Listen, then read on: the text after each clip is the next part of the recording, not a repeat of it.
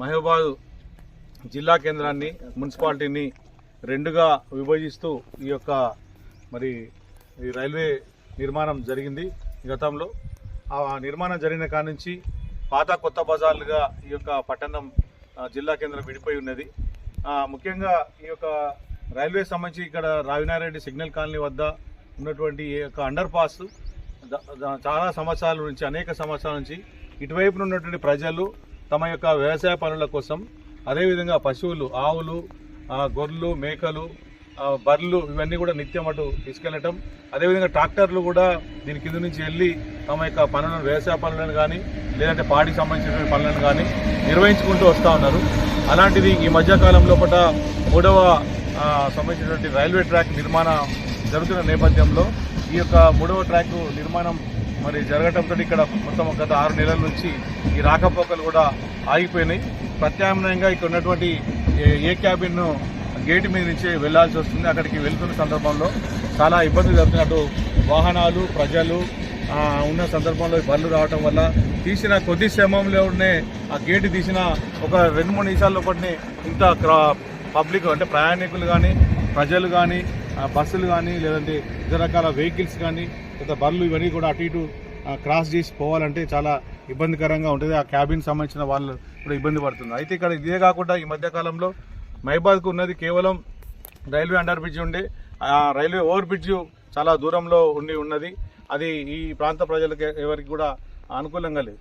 ఉన్నటువంటి railway under bridge కూడా ఈ నెల జనవరి 25 నుంచి దాన్ని క్లోజ్ చేయడం జరిగింది. 3rd లైన్ వర్క్స్ జరుగుతున్నాయి కాబట్టి ఆ అండర్ బ్రిడ్జ్ కూడా మూసివేయడంతో ఆర్ఓబి ఊరవతలు ఉండటంతో కేవలం ఒక గేటు మీదనే క్యాబిన్ గేట్ వద్ద అది సంబంధించిన పోలీస్ క్వార్టర్స్ క్యాబిన్ వద్ద ఉన్నటువంటి దాని వల్ల ఆ గేట్ నుంచే ప్రయాణ రాకపోకలు జరుగుతూ ఉన్నాయి. అది ప్రజలైనా కానీ, పశువులు కానీ, వాహనాలు కానీ రవాణా అంతా కూడా అట్ల నుంచే జరుగుతుంది. దానికి తీవ్రమైన ఒత్తిడి జరుగుతుంది కాబట్టి ఇక్కడ ప్రత్యామ్నాయంగా ఇక్కడ మనకు అవకాశం ఉంది.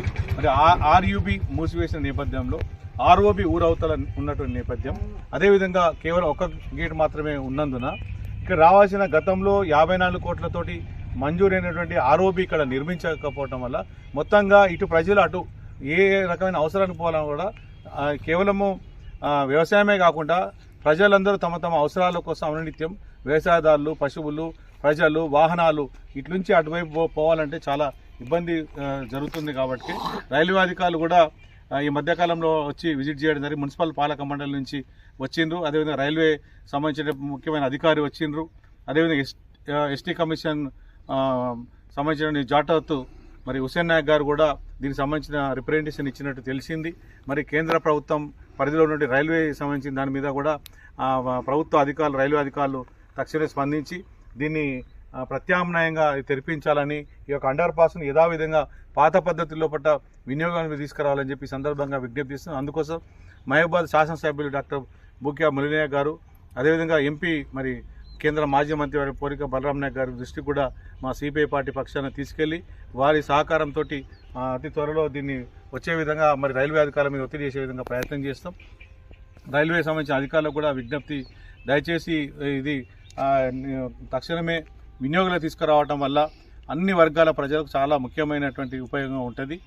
కాబట్టి ఈ గేట్ మీద కూడా ఇక్కడ ఉన్నటువంటి చివరి గేటు మీద కూడా ఒత్తిడి, పోలీస్ క్వార్టర్ దగ్గర ఉన్నటువంటి గేటు మీద కూడా ఒత్తిడి తగ్గుతుంది. ప్రత్యామ్నాయంగా ఏర్పాట్లు చేసినట్టు కూడా అవకాశం ఉంటుంది. దాన్ని పరిశీలించాలని చెప్పేసి విజ్ఞప్తి చేస్తాను.